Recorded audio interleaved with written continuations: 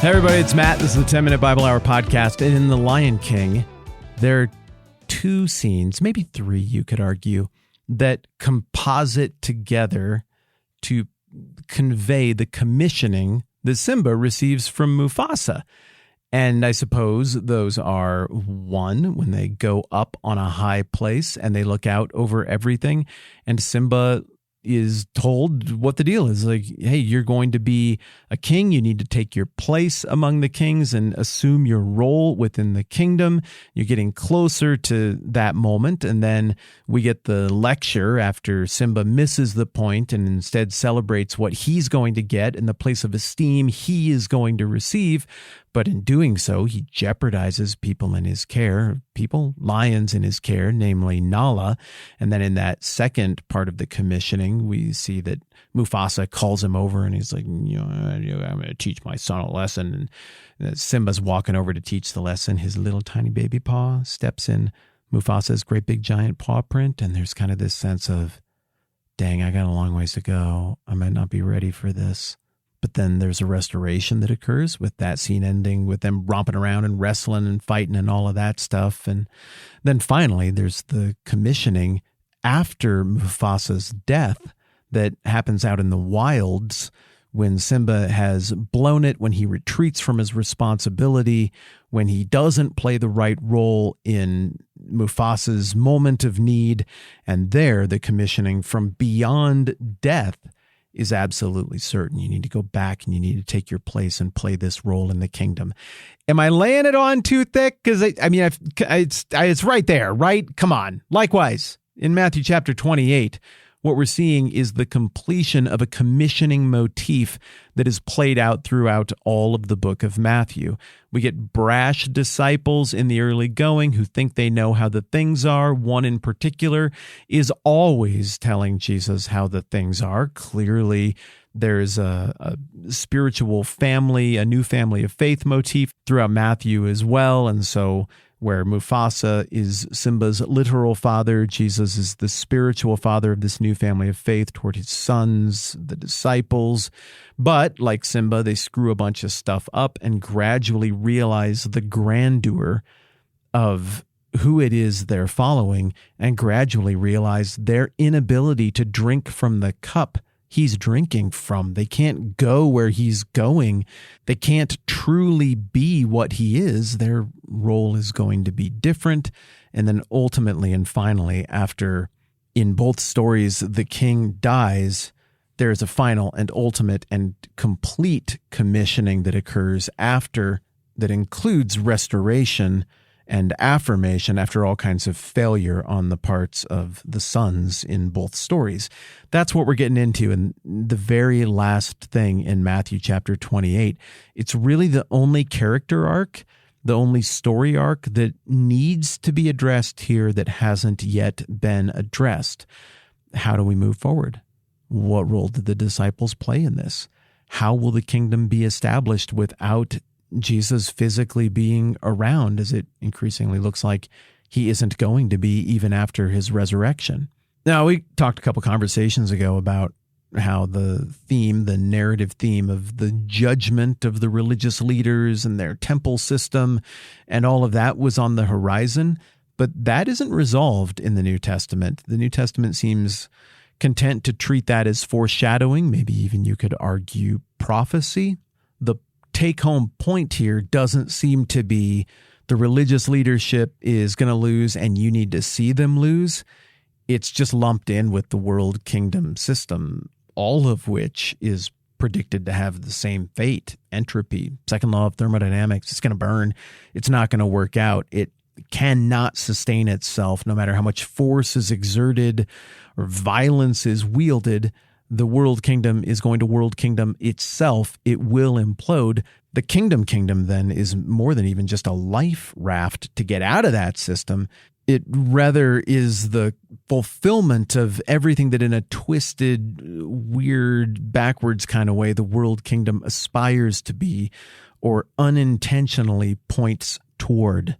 So acknowledging that narrative theme of judgment of the religious leadership is something that the text seems completely comfortable with just letting unfold like everything else about the world kingdom will unfold.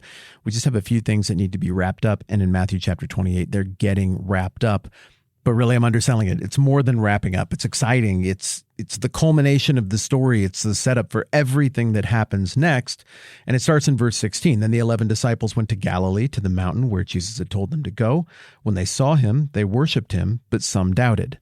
Now, in spite of that, the very next thing that happens is that Jesus is going to say, all authority on heaven and earth has been given to him.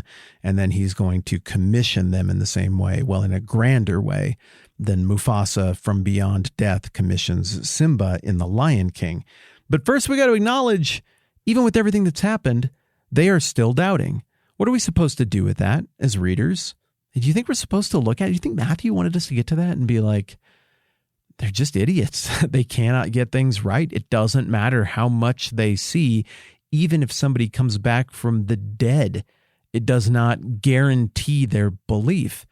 Well, maybe he does want us to take that from it.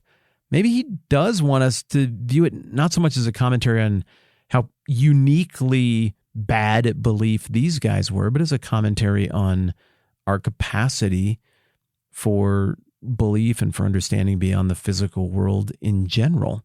That people are frail, and if intellectual assent is the bedrock of faith in Christ, that will ultimately be insufficient, because intellectual assent for us who didn't get to see any of this stuff, well, most of us wobble. It's not as simple as just a straight upward trajectory on some kind of belief graph. For most people, maybe for some, I believe that could happen. That's great. But for most people, I think doubt is part of the equation. I think part of Matthew's point here in telling us that this doubt was ongoing was at least in part soteriological in nature. That's a fancy word for stuff about salvation. That even as these guys are about to be commissioned to go and be the first great ambassadors of the kingdom, and it all kind of hinges on them. I mean, it hinges on God, according to the text, obviously, but from a pieces on the board game kind of perspective, it hinges on them. Even as they are about to be commissioned in that environment, still their intellectual assent wobbles at times, meaning that this must be about more than raw intellectual assent. And I think we get a sense of what that more is when we see the raw, almost inexplicable belief that we get from the little children waving the palm branches. You know, Hosanna, blessed is he who comes in the name of the Lord, is the Son of David. From the blind guys who can't even see who Jesus is or what he's doing, but they can see more clearly than the Pharisees. Then they call him the Son of David. From the Canaanite woman in chapter 15, who hasn't been around for any of this stuff, but she somehow has belief and knows who she's looking at.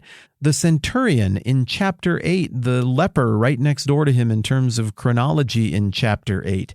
How did they know? How would they know to take such a bold public risk? Well, it was beyond intellectual assent, but it's kind of hard to put into words how.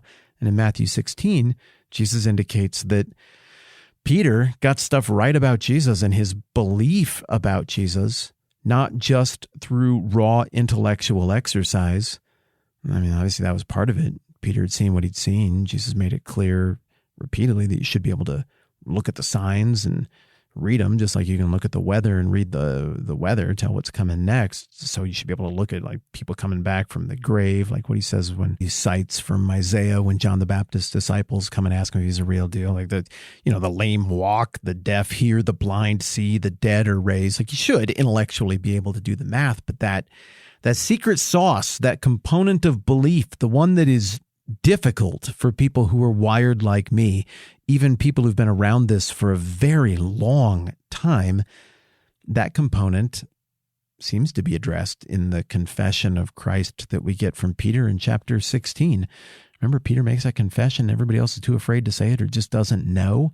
But Peter connects the dots, or at least it looks like he's connecting the dots. And he's like, you're the Christ, the Messiah, the Son of God.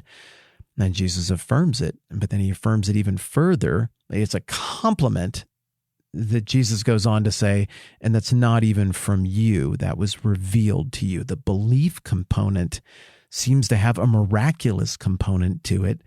And the thrust of the text seems to indicate that that is a forward-moving miracle, that somehow the space between the physical and the supernatural realm of God is bridged by God's unique work in the realm of belief, something that transcends just the chemicals in our brains and transcends just simply raw intellectual assent. So what kind of doubt did they have?